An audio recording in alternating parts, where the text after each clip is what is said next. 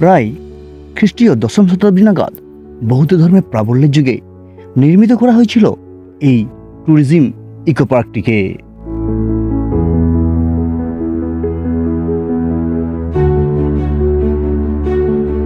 এই জায়গাটায় আসলে অল্প পয়সায় পুষ্টিকর খাদ্য সমান তোমরা ইউরোপ মহাদেশের যে সুন্দর মজা তোমরা 100% পাবে। তবে আইআইটি খড়গপুর এবং কলকাতার কাছে একটি নিখুঁত পিকনিক স্পট। যদি তুমি ঐতিহাসিক মূল্যবোধ সমৃদ্ধ একটি পিকনিক স্পট এবং জঙ্গলের মধ্য দিয়ে পাহাড়ি ট্রেকিংয়ের অভিজ্ঞতা উপভোগ করার সুযোগ চাও, তাহলে সপ্তাহান্তে আসতেই পারো এই পার্কে।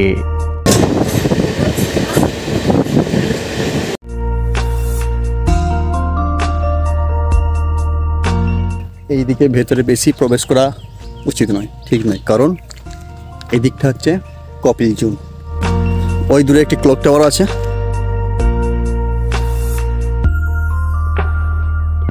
আর জায়গাটা অতীব সুন্দর লাগে। আমার তো সব থেকে বেশি পাহাড় পর্বত খুবই ভালো লাগে। আর এই জায়গাটা দেখতে পাচ্ছ এতটা উঁচু, এখান থেকে কমসে কম এটা 100 ফুট হাইট হবে। এই উঁচু পাহাড়টাতে আমরা এখন উঠবো। মেন প্রবলেম সত্যি সাপের ভয়টা বেশি। এখন একটা কিং কোবরা বেরিয়ে বললে অবস্থা খারাপ করে দিবে। ও হো হো, হাইটটা দেখো আমার শুধু। আজকে আমরা চলেছি মহাভারতের মৎস্যধিপতি বিরাট রাজার গসালা পরিভ্রমণ করতে।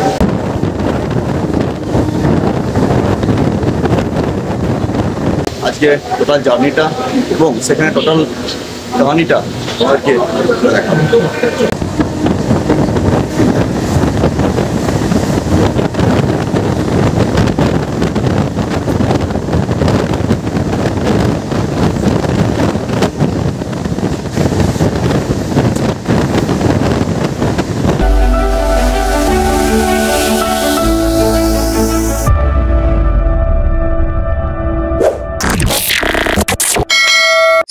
ঘড়ির কাঁটা তখন বলছে সময় সকাল 6:05 বেজে কিছুটা পথ এগিয়েছে। আমরা স্বর্ণালী ধান ও সকালের গ্রামীণ পথ ধরে বেরিয়ে পড়েছিলাম মহাভারতের বিরাট রাজার রাজত্বকে ঘুরে দেখতে। তাই আমরা পৌঁছে গিয়েছিলাম পশ্চিম মেদিনীপুরের পাঁশকুড়া রেল স্টেশনে। আমরা স্টেশনে পৌঁছে টিকিট কাউন্টার থেকে টিকিট কেটে নিয়েছিলাম। তারপর পৌঁছে গেছিলাম স্টেশনের 2 নম্বর প্ল্যাটফর্মে। বন্ধুরা, সবাই কেমন আছো? আশা করছি সবাই আমার ভালো আছো। তো শুভ সকাল সকলকে। আজকে সকাল সকাল নতুন ব্লগে তোমাদেরকে স্বাগতম। তো এই মুহূর্তে আমি চলে এসেছি পাঁশকুড়া স্টেশনেতে। দেখতে পাচ্ছি আমাদের ট্রেন অলরেডি হর্ন দিয়ে দিয়েছে। আর এখন টাইম হচ্ছে 7:15। আমাদের ট্রেন হচ্ছে 7:15। তো চলো এখন আমরা যাবো আমাদের সেই গন্তব্যে। আর আজকের গন্তব্যটা কি তোমরা নিশ্চয়ই সামনে থেকে বুঝতে পেরেছো। এরপরেই শুরু হলো আমাদের ভোগান্তির সময়। আমাদের পরিকল্পনা ছিল পাঁশকুড়া স্টেশন থেকে ট্রেন ধরে সোজা মেদিনীপুর এবং মেদিনীপুর থেকে টোটো কিংবা ভ্যানে করে আমাদের গন্তব্য। কিন্তু ভাবতে পারি না যে আমাদের এই জার্নিটা এতটা বোরিং ও দুঃখের হবে। ট্রেনে উঠে পড়লেও বুঝতে পারি না যে দুঃখ কখন আমাদের কপালে এসে বসে গেছে। কারণ আমাদের প্রথম ভুল ছিল টিকিটের সঙ্গে ট্রেনের নাম্বার না মিলানো, এবং দ্বিতীয় ভুল ছিল ট্রেনের সামনে জায়গার নাম না দেখা।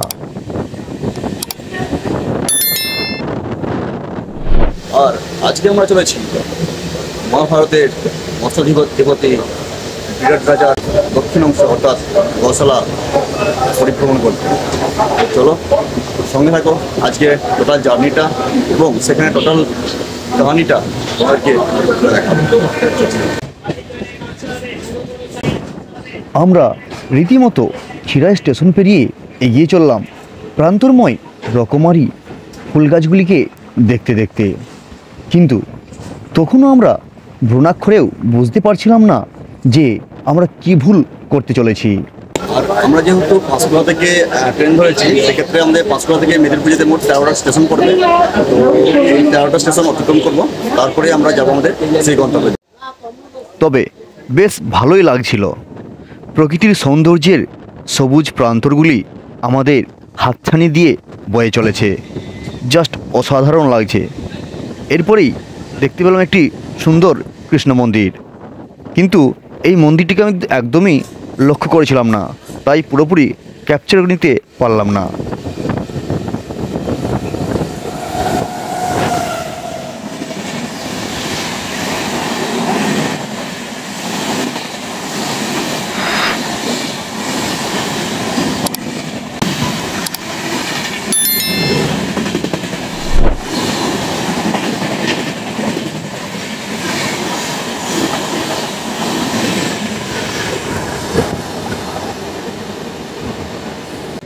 এরপরেই লক্ষ্য পড়ল হিমাচলি স্টেশনের দিকে। তারপরেই দেখলাম লালমাটির উপর দিয়ে বয়ে চলেছে রেলের লাইন। যদিও আমরাও যাচ্ছিলাম লালমাটির দেশেই, তবুও এই লালমাটির জায়গা যেন একদমই নতুন। তারপরেই খেয়াল করলাম রেল লাইনের পাশ দিয়ে বয়ে চলেছে কাঁটা জাতীয় গাছ, আর মাঠের পর মাঠ, শাল এবং সেগুনের জঙ্গল। ঠিক তখনই আমার মনে সন্দেহ জাগলো যে নিশ্চয় আমরা ভুল ট্রেনে উঠে পড়েছি, কারণ মহাভারতের বিরাট রাজার রাজত্বকে ঘুরে দেখব সেই প্রবণতায় মনে ছিল একরাশ আবেগ। তাই তো প্ল্যাটফর্মে অ্যানাউন্স করা কথাটাও আমরা খেয়াল করেছিলাম না, কারণ ওই যে বললাম আবেগ, আর ছিল ইন্ট্রোগ্রাতে ধ্যান। সর্বনাশটা ডেকেছিলাম এইখানেই। এটা কথা আছে না যে ফুল ট্রেনে উঠে পড়লে যতটা তাড়াতাড়ি সম্ভব নেমে পড়াই ভালো, কেননা দূরত্ব যতটা পারবে ফেরার কষ্টটা কিন্তু ততটাই ঠিক পারবে। হ্যাঁ, একদমই ঠিক কথা। আমাদের অবস্থানটাও ঠিক এমনটাই হয়ে গিয়েছে, কারণ ট্রেন যতক্ষণ না স্টপেজ করছে ততক্ষণ পর্যন্ত আমরা কোনো উপায় বের করতে পারছিলাম না। হ্যাঁ বন্ধুরা, শুনলে অবাক হবে যে দীর্ঘ 3 ঘন্টা জার্নি করার পর আমরা গিয়ে পৌঁছালাম ঝাড়গ্রাম স্টেশনেতে। সব থেকে বড় সমস্যা বন্ধুরা, আজকে চলেছিলাম আমরা মেদিনীপুরেতে। মেদিনীপুরের বিরাট বাজার গসালা ঘুরে দেখতে। তো আমরা টোটালি একটা ভুল ট্রেনে উঠে পড়েছিলাম। ভুল ট্রেনে উঠে পড়ে দেখতে পাচ্ছি এখন এসে পৌঁছে গেছি আমরা ঝাড়গ্রামেতে। আর আমরা এখন দাঁড়িয়ে আছি এখন ঝাড়গ্রাম স্টেশনেতে। তো এখান থেকে আমরা যাবো খড়গপুরে। খড়গপুরে গিয়ে এখানে সময় যাবে মোট 1 ঘন্টা। খড়গপুরে যাবো, খড়গপুর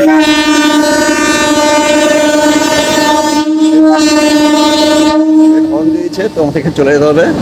তো চলো এখন যাবো খড়গপুরেতে, আর খড়গপুর থেকে এখন কি আবার আমি ট্রেন ধরবো। ট্রেন ধরে তারপর বেরিয়ে যাবো।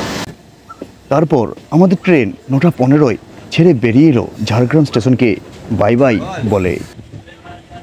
হ্যাঁ বন্ধুরা, আবারও দীর্ঘ 1 ঘন্টা জার্নি করার পর আসলাম খড়গপুর স্টেশনে। তারপর ট্রেনের লেট দেখে আমরা বাসে করে চলে এসেছিলাম মেদিনীপুর বাস স্ট্যান্ডে। বন্ধুরা, তো আজকে জার্নিটা বিশাল মানে টায়ার্ডনেস। তো ট্রেনে খুব প্রবলেম হচ্ছিল। তোমাদেরকে প্রথমেই দেখিয়েছি যে ট্রেনের সমস্যার কারণে তো আমরা মানে মিস্টেক হয়ে গিয়েছিলো। আর মেদিনীপুর যে আসবো তার জন্য ট্রেনে খুব সমস্যা হচ্ছিলো বলে আমরা বাসে করে চলে এসেছিলাম। তো এখন যার জন্য বাস জার্নিটা তোমাদেরকে আর দেখালাম না। আর এখন এই মুহূর্তে আমি এখন আছি মেদিনীপুর বাস স্ট্যান্ডেতে। তো এখান থেকে সেই গবগড়কে যেতে গেলে টোটো ধরতে হবে। তো চলো এখন আমরা টোটো স্ট্যান্ডকে যাবো, সেখানে গিয়ে দেখি টোটো ভাড়া করবো, করে যেমন হবে তোমাদেরকে সেরকম দেখাবো।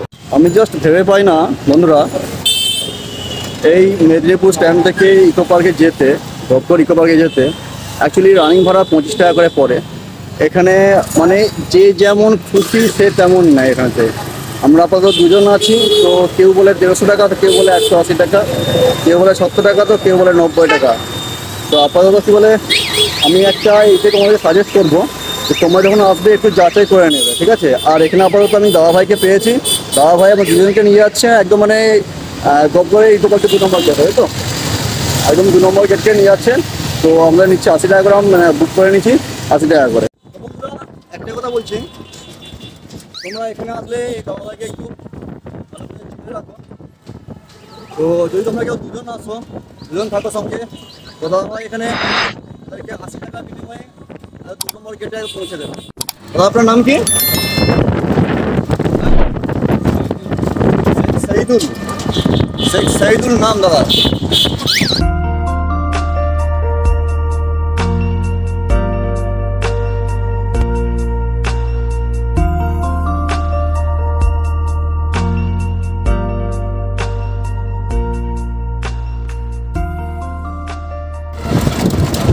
বন্ধুরা একটা জিনিস ভালো জানা গেল, আজকে যে দিনটায় আমরা আসছি 2 নম্বর গেট দিয়ে আমরা প্রবেশ করছিলাম গপ পার্কে আমরা 2 নম্বর গেট দিয়ে প্রবেশ করছিলাম, দেখলাম যে ওখানে গেট বন্ধ করে দিয়েছে। পাশে ওদের নাকি ওই গেটটা বন্ধ করার কারণ হচ্ছে যে যেহেতু এটা একটা আদিবাসী এলাকা টাইপের, তো যেহেতু জঙ্গল পাওয়া যায় না, যেটা এখন আসছি আজকের দিনটার জন্য বন্ধ করে দিয়েছে। কারণ আজকের দিনটা মানে যেদিন যদি শিকার করা হয়, মানে শিকার করার দিন থাকে, সেই দিন নাকি এই 2 নম্বর গেটটিকে বন্ধ করে দেওয়া হয়, যেটা আজকে আমি এখনই দেখলাম।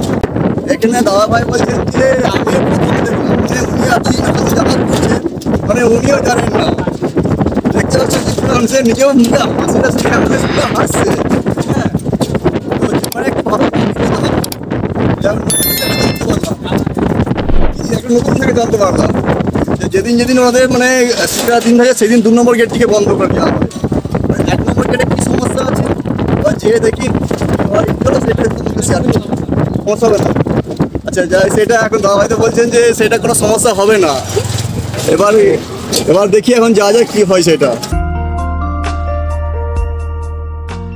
তো বন্ধুরা এখন অলরেডি বাজছে এখন 1:15 বাজছে।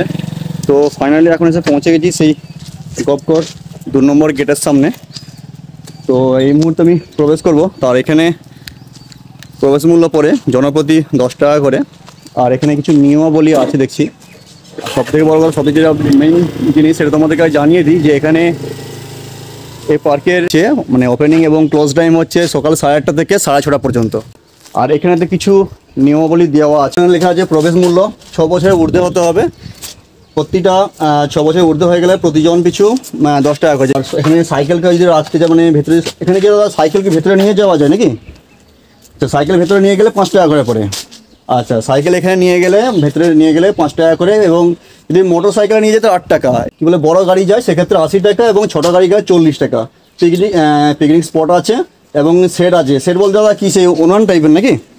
সেট ছাউনি করা সেট সেট আছে। গাছের তোড়া। আচ্ছা আচ্ছা, তো এখানে ছাউনি সেট এখানেতে 400 টাকা, আর ওপেনিং সেট আছে 250 টাকা। অতএব এখানেতে যে ছাউনি করা সেট আছে মানে পিকনিক করার জন্য সেটি 400 টাকা করে পড়ে, আর খোলা হলে সেটা হচ্ছে 250 টাকা করে পড়ে। তো এখানে টোটালি এখানে সিস্টেমটা দেওয়া আছে নিয়মাবলীগুলো। আর এখানেতে অনলাইন বুকিং সিস্টেম চলে নাকি রুমের জন্য? এসি রুম আছে এবং নন এসি আছে। এসি রুমগুলো আছে দেখছি 8,000 টাকা করে, এবং নন এসি কত করে দাদা? এসি 8,000 না, ওটা কনফারেন্স রুম। আচ্ছা, কনফারেন্স রুমে সবার কত, সরি এটা হচ্ছে কনফারেন্স রুম দিয়ে আছে 8,000 টাকা। এসি রুমে কত করে লাগে এখানে? এসি বন্ধ থাকে। আচ্ছা আচ্ছা আচ্ছা, তো এসি রুমগুলো এখনো পর্যন্ত কাজ চলছে বলে এখনো মানে কোনো সেই হিসেবে এখন কোনো রেট বলছে না এনারা। তো চলো এখন আমি যাই ভেতরেতে, আর ওখানে গিয়ে সমস্ত তথ্যগুলো আজকে তুলে ধরবো। সো ভিডিওটা কন্টিনিউ করতে থাকো। এরপর 10 টাকার বিনিময়ে আমরা টিকিট কেটে প্রবেশ করলাম। তবে কিছু কথা বলে রাখি, এই গপগড় মেদিনীপুর শহর থেকে মাত্র 2.5 কিলোমিটার দূরে অবস্থিত। এই গপগড় হেরিটেজ পার্ক পরিবার যুবকদের জন্য একটি দারুণ পিকনিক স্পট, ঘোরার মতো এবং টাইম কাটানোর জন্য। বর্তমানে এটি একটি ট্যুরিজম ইকো পার্ক নাম নিলেও মহাভারতের আমলে এটিই ছিল বিরাট রাজার গোশালা। বন্ধুরা, কংসবতী নদীর তীরে প্রাকৃতিকভাবে গড়ে উঠেছে ল্যাটেরাইট ও প্রাচীন পলিমারিযুক্ত কোয়াটারনারি সেডিমেন্টারি রক দিয়ে প্রায় 4 বর্গ কিলোমিটার জুড়ে, এবং কংসবতী প্লাবনভূমি থেকে মোটামুটি 25 মিটার উঁচুতে বনজঙ্গলে ঢাকা নির্জন এই উচ্চভূমি। বন্ধুরা, এই মুহূর্তে এই জঙ্গলের মধ্যে প্রবেশ করতে না করতেই জাস্ট একটা জিনিস ভালো মানে দেখতে পেলাম। এই যে ঢিপিটা, এটা টোটাল একটা সাপের ঢিপি। দেখতে পাচ্ছ বড় বড় অনেকগুলি কি বলে ছিদ্র করা আছে, যেটা আন্দাজ করা যাচ্ছে এই ধরনের ঢিবিগুলো সাধারণত সাপের ঢিবি হয়ে থাকে। আর এখানে খুবই বিষাক্ত বিষাক্ত সাপও আছে, তোমরা আসলে সেটা অবশ্যই সেই দিকটা ধ্যান দেবে, তাই একদম উল্টোপাল্টা দিকে যাবে না। আমার তো সব থেকে বেশি পাহাড় পর্বত খুবই ভালো লাগে। আর এই জায়গাটা দেখতে পাচ্ছ এতটা উঁচু, এখান থেকে কমসে কম এটা 100 ফুট হাইট হবে, 100 ফুট হাইট হবে এটা। তো চলো আমরা এখন ওই উঁচুটাতে মানে ওই উঁচু পাহাড়টাতে আমরা এখন উঠবো। তবে আমরা এই ছোট্ট মাউন্টে উঠতে শুরু করলে ওঠার শুরুতে ভেবেছিলাম মনে হয় 100 ফুট হবে, কিন্তু না, আমরা তো জাস্ট হাঁপিয়ে গিয়েছিলাম। তবে অবশ্যই শীর্ষে উঠে তোমাদের উচ্চতাকে দেখাবো। মেন প্রবলেম হচ্ছে সাপের ভয়টা বেশি। তবে হ্যাঁ, এই ইকো পার্কের চত্বরে বিষাক্ত বিষাক্ত ভীষণ পরিমাণ বিষধর সাপেরও উপদ্রব আছে। এখন একটা কিং কোবরা বেরিয়ে বললে অবস্থা খারাপ করে দিবে।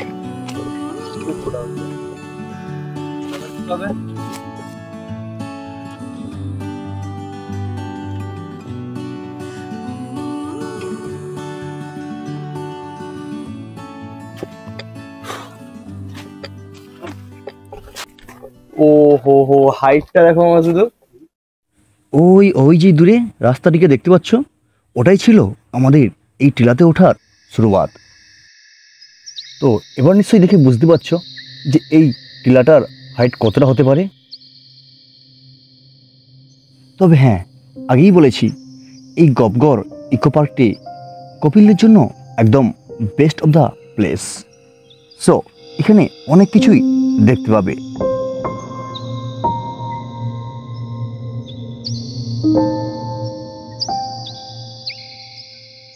এরপর টিলা থেকে নেমে পায়ে পায়ে একটু এগিয়ে এসে এইরকম একটা বাইক স্ট্যান্ড দেখতে পাবে। ওই যে বলেছিলাম বাইক নিয়ে প্রবেশ করলে 8 টাকা ভাড়া দিতে হবে, তারাই এইখানে বাইক রেখে মন ইচ্ছা ঘুরতে পারবে। এরপর একটু হেঁটে ডান দিকে দেখতে পাবে এরকম ফাস্টফুডের কতগুলি দোকান। চাইলে তোমরা এখান থেকেই জল, ঠান্ডা বা ফাস্টফুড জাতীয় যে কোনো খাবার কিনে নিতে পারো।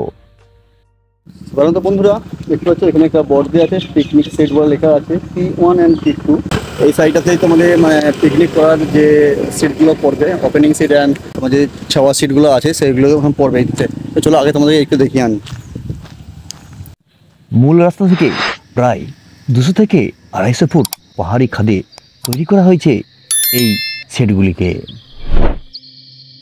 তবে এই পাহাড়ি খাদে যতই নিচে নামা যায় না কেন, ততই ইউক্যালিপটাস এবং আকাশমণি, সেগুন আর নিম গাছের ছাওয়ায় নিচটিকে যেমন শীতল করে রেখেছে, ঠিক তেমনই সবুজ গাছের বা অরণ্যের মধ্য দিয়ে প্রকৃতির সৌন্দর্যকে এক মধুময় করে তুলছে। উফ, জাস্ট অসাধারণ।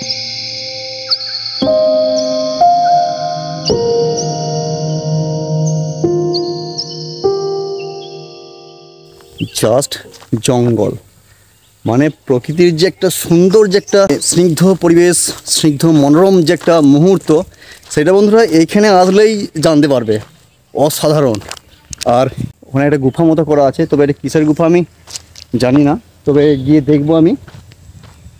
মানে এই জায়গাটায় একদম আমি নিচে একদম ডাউনে আছি। আর টোটাল যে হাইটগুলো দেখতে পাচ্ছি, আমি যে ডাউন থেকে যে হাইটগুলো দেখতে পাচ্ছি, কমসে কম এটা 100 থেকে 150 মিটার, আরামসে 100 থেকে 150 মিটার হবে। ওখানে 100 থেকে 150 মিটার ডাউনে আমি আছি। আর হাইট এটা পুরো হাইট।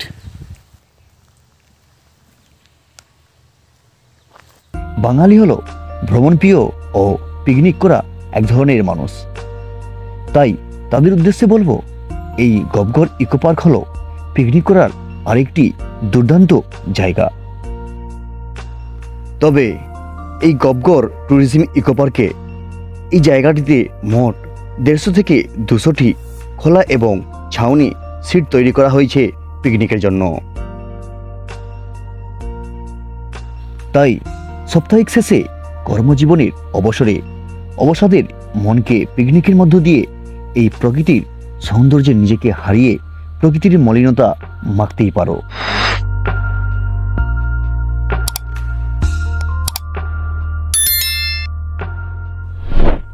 একটা সময় এখানেতে এই কুয়া খোলা হয়ে আছে, মানে একটা সময় এখান থেকে জলের ব্যবস্থা করা হতো, যেহেতু এখানে পিকনিক করা হয় জায়গাটাতে।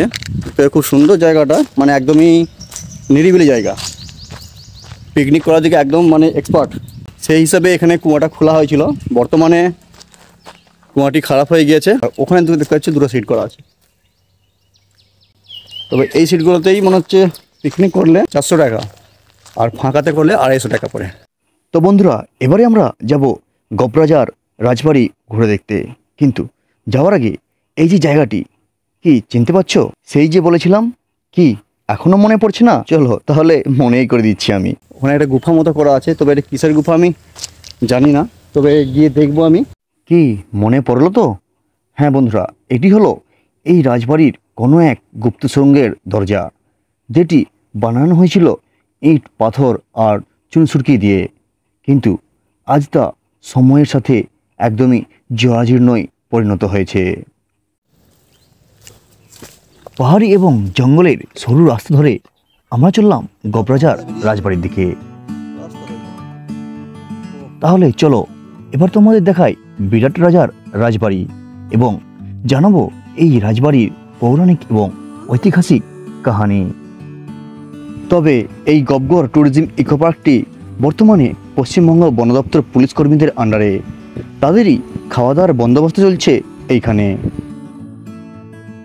আর আমি এই মুহূর্তে চলে এসেছি সব থেকে একদম শীর্ষে, অর্থাৎ এই পাহাড়ের একদম শীর্ষে আমি আছি, মানে এই পাহাড়ের উঁচু মাথা যেটা বলা হয়।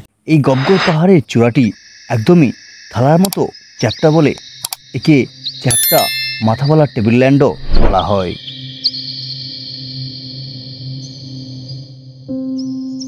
মনে করা হয় খ্রিস্টীয় 10ম শতাব্দীর নাগাদ বৌদ্ধ ধর্মের প্রাবল্যের যুগে এই গবগড় নির্মিত হয়েছিল।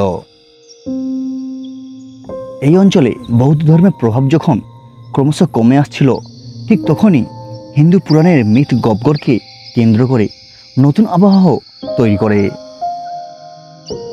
জনশ্রুতি অনুসারে এই গবগড় মহাভারতের মৎস্যাধিপতি বিরাট রাজার গোশালার অংশবিশেষ, দক্ষিণ গোগৃহ, গবদের থাকার জন্য গবগৃহ, ও কিন্তু পরবর্তীকালে গবগড় নামেই পরিচিত হয়ে ওঠে।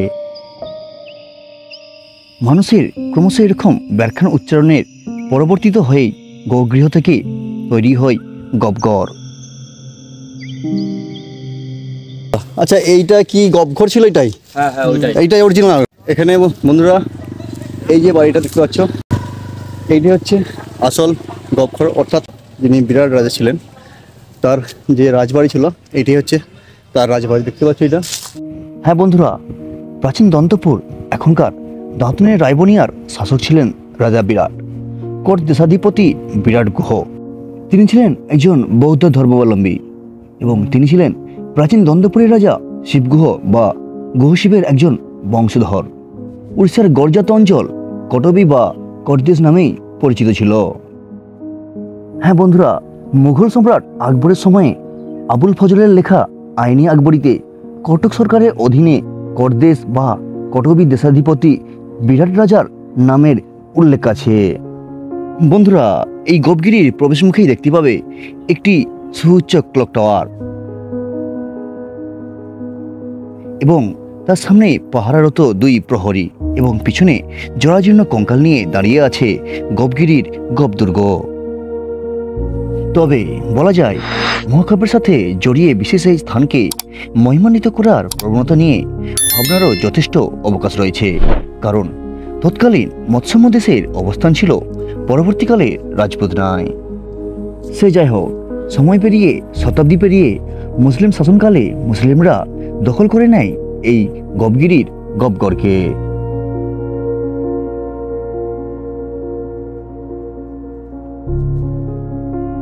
তবে বিশ্বাস করা হয় যে রাজা মেদিনীকর যখন মেদিনীপুর নগর প্রতিষ্ঠা করেন, সেই সময়ে এই দুর্গটিকে তৈরি করা হয়েছিল, কিন্তু মুঘল রাজত্বকালে তা সেনানিবাস হয়েছিল। নবাব আলীবর্দী খাঁ 1744 সালে এখানকার ভসরাঘাটে মারাঠা সেনাপতি ভাস্কর পণ্ডিতকে হত্যা করার পর 1750 সালে বর্গী বিতরণের উদ্দেশ্যে মেদিনীপুরের এইখানেই স্থায়ী সেনানিবাস করেছিলেন। তবে নবাব সিরাজউদ্দৌলা কিছুদিন এই নতুন দুর্গেই কাটিয়েছিলেন। বন্ধুরা, এই জায়গাটির কোনায় কোনায় যেমন পৌরাণিক ও ঐতিহাসিক কাহিনী জড়িয়ে আছে, ঠিক তেমনি বর্তমানে জায়গাটি পিকনিক স্পট ও প্রেমিক প্রেমিকাদের জন্য একটি সুন্দর মনোরম প্রেমের জায়গাও বলা যেতে পারে। এই দিকে ভেতরে বেশি প্রবেশ করা উচিত নয়, ঠিক নয়, কারণ এই দিকটা হচ্ছে কপিল জোন। ঠিক আছে, যারা কপিল আছো অর্থাৎ প্রেমিক প্রেমিকারা আছো, তারা এই জায়গাটা দিয়ে এসে মানে তোমরা গল্প গুজব করতে পারো। যেহেতু আমি সিঙ্গেল, আমার ওই দিকটা যাওয়ার বেশি দরকার নেই, তোমাদেরকে জাস্ট দেখিয়ে দিলাম। তোমরা যদি কখনো আসো তাহলে এই জায়গাগুলো চলে যাবে, কোনো সমস্যা নেই। আর এদিকে তার আগে তোমাদেরকে আমি দেখিয়েছি, এদিকে আর যাবো না আমি, জাস্ট তোমাকে রাস্তা আমি দেখিয়ে দিলাম। দেখতে পাচ্ছ শুরু হয়ে রাস্তা চলে গেছে একদম ভেতর দিকে। বন্ধুরা, শুধু তাই নয়, এখানে ফুল মস্তি, পিকনিকের মজা এবং পাহাড়ি ট্রেকিং ছাড়াও রয়েছে আরও অনেক কিছু সুবিধা। এই গপ্পারের মধ্যেই রয়েছে কনফারেন্স রুম, অর্থাৎ যে কোনো প্রোগ্রামের জন্য ভাড়া দেওয়া হয়ে থাকে, তবে যার ভাড়া 8,000 টাকা। তবে এই গবগড় ফরেস্ট ডিপার্টমেন্টের অধীনে West Bengal state forest development এজেন্সির 2খানি কটেজও রয়েছে, যার নাম পথিক এবং প্রিয়া। তবে বিশেষ ছাড়পত্র থাকলে এই রুমগুলোকেও রাত্রি যাপনের জন্য ভাড়া দেওয়া হয়ে থাকে। রুমগুলো সম্পূর্ণ এসি থাকলেও বর্তমানে কিছু কাজের জন্য ভাড়া দেওয়া বন্ধ আছে। এই রুমটি একটি ব্যালকনি করা হয়েছে, তো ব্যালকনির সাইডে দেখছে ফুল গাছে ভরা আছে, মানে বেশ সুন্দর ফিলিংসটা আসবে, মানে বিকাল মুহূর্ত কিংবা সকালের মুহূর্ত খুব সুন্দর ফিলিংসটা আসবে। এটি হলো ওয়াচ টাওয়ার, যা এই গবগড় পার্কে নতুন করে দেখার অনুভূতির যোগান দেয়।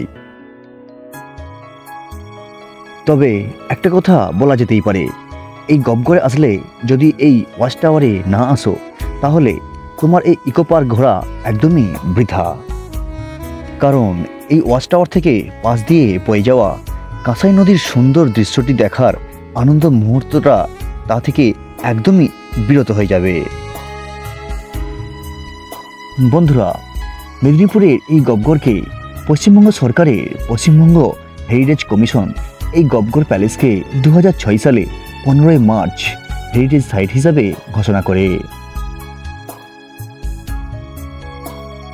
কিন্তু তারও আগে পশ্চিমবঙ্গ বন দপ্তরের উদ্যোগে 2000 সালের 20 ডিসেম্বর উদ্বোধন হয় গবগড় ইকো ট্যুরিজম সেন্টার,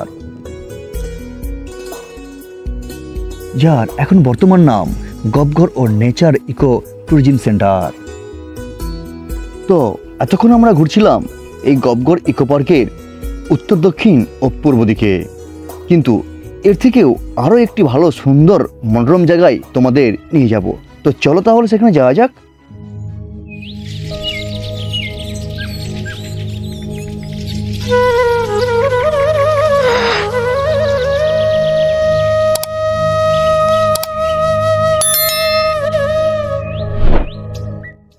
কি ভালো লাগছে না? দুপাশারি পাহাড়ি ঝাউবন আর মাঝখান দিয়ে বরাবর বয়ে গিয়েছে একটি সুন্দর পাকা রাস্তা, জাস্ট এ ওয়াও। তবে একটা কথা বলতে পারি, এখানে আসলে এক নিমিষে তোমাদের মন আনন্দে মেতে উঠবে। বন্ধুরা, এই জায়গাটা দেখো, মানে ঝাউ গাছগুলো এত সুন্দরভাবে সাজিয়ে আছে সারিবদ্ধভাবে, এত সুন্দর লাগছে, এত সুন্দর লাগছে, ঠিক যেন ইউরোপ মহাদেশের মতো যে বরফের দেশ, সেই সময়টা যে শীতকালে যে বরফ পড়ে গেলে যে অবস্থাটা হয়, ঠিক সেম এই ঝাউ গাছগুলির উপরেতে যদি বরফ পড়ে একটু হালকা অনুভব করো যে কেমন লাগবে সিনারিটা। তবে এই জায়গাটাকে শীতকালে যখন কুয়াশাপাত হয়, সে কুয়াশার সময়তে এই গাছগুলি যখন কুয়াশায় ভর্তি হয়ে যায়, তখন সেমভাবে ইউরোপের বরফের দেশের মতো একটা সুন্দর সিনারি তুলে ধরতে হয়। জাস্ট দেখো, অসাধারণ লাগছে, অসাধারণ, ওয়াও।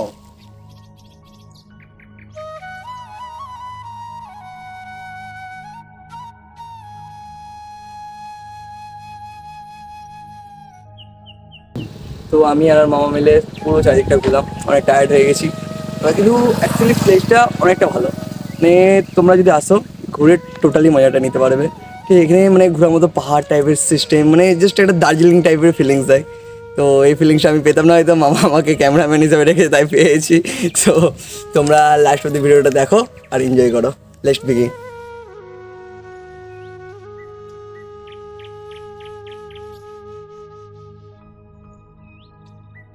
তোমাদেরকে আমি প্রথম থেকে একটা কথা বলে আসছি, যেটা হচ্ছে আমি এই যে জায়গাটায় এসেছি অর্থাৎ গবগড়ে যে আসছি, অ্যাকচুয়ালি এটা বলা যায় পাহাড়।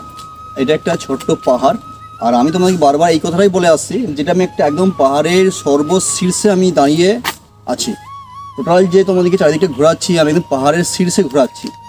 আর এই যে পাহাড়টা, এই পাহাড়ের উচ্চতা এটা দেখতে পাচ্ছ, টপ হাইয়েস্ট এখানেতে তোমার দেওয়া আছে 64.30 মিটার, অর্থাৎ 211 ফিট উপরেতে আমি এখন ঘুরছি। এই পাহাড়টার হাইট আছে 211 ফিট। আর মহাভারতে পঞ্চম পাণ্ডবদের যখন অজ্ঞাতবাস হয়েছিল, তখন ওনারা কিন্তু এইখানেই অর্থাৎ এই পশ্চিম মেদিনীপুরের গবগড়ে এসেই আত্মগোপন করেছিল। আর এইটাকেই বলা হয় বিরাট রাজার গোশালা অর্থাৎ দক্ষিণ অংশ।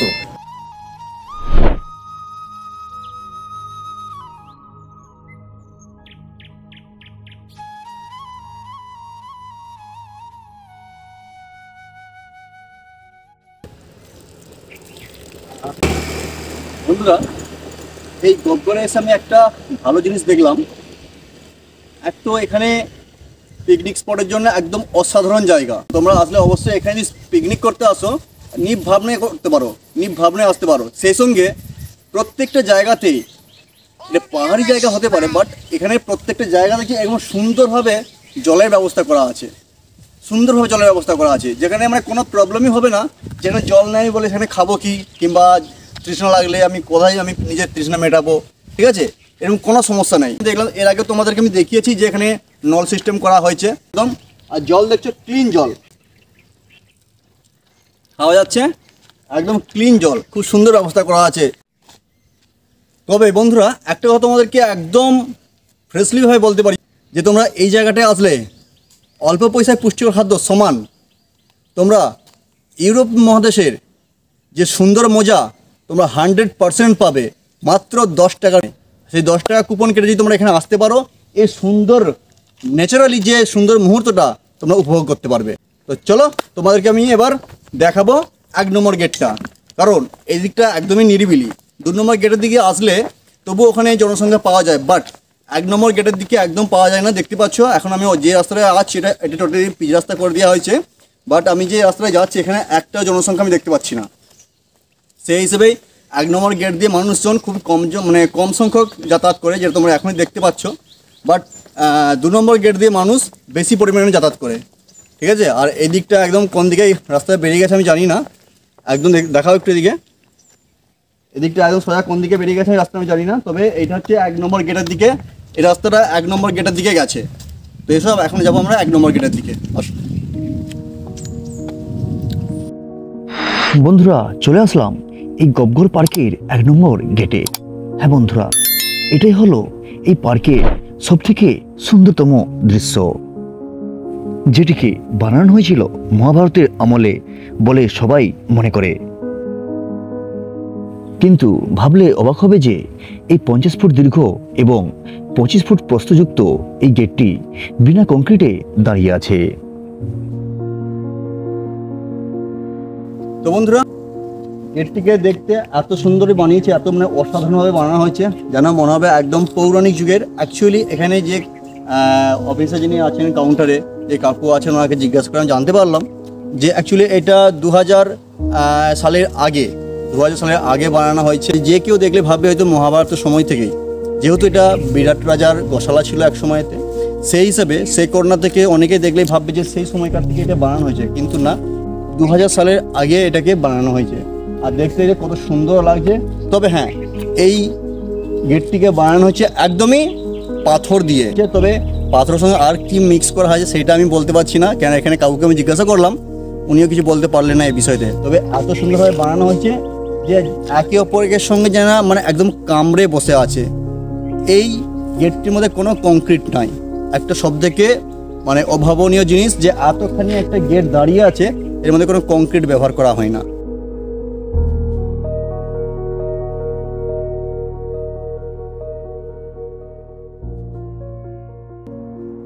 তবে বলা যায় সময় পেরিয়ে প্রবহমান যে শ্রুতি যেমনই হোক না কেন, মেদিনীপুরের গবগড় যে এক প্রাচীন স্থাপত্য, সে বিষয়ে কোনো সন্দেহ নেই। তবে বন্ধুরা, এখানে বড় ক্যামেরা কিংবা ড্রোন একদমই অ্যালাউ নেই।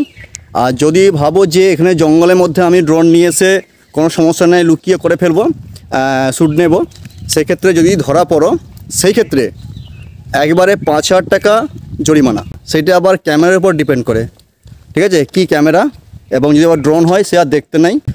আর যদি তোমরা ক্যামেরা আনো কিংবা ড্রোন আনো, সেই হিসাবে অবশ্যই এখানে যে বন দপ্তরের যিনি স্যার আছেন ওনাদের কাছ থেকে তোমাকে পারমিশন নিতে হবে। পারমিশন কাটিয়ে তারপরে তুমি সেই ক্যামেরা কিংবা ড্রোন তুমি এখানে ইউজ করতে পারো। তো বন্ধুরা, আজকে ভিডিওটা কেমন লাগলো তা দেখে কমেন্ট করে জানাতে ভুলো না। আর চ্যানেলে নতুন হলে সাবস্ক্রাইব করে সাথে থেকো। আর যারা এই ভিডিওটা ফেসবুক থেকে দেখছো তারা অবশ্যই ফলো করে সাথে থেকো। তো চলো, দেখা হচ্ছে নেক্সট ভিডিওয় কোনো এক জায়গায় কোনো এক নতুন ভিডিওর মাধ্যমে। ওকে, টাটা।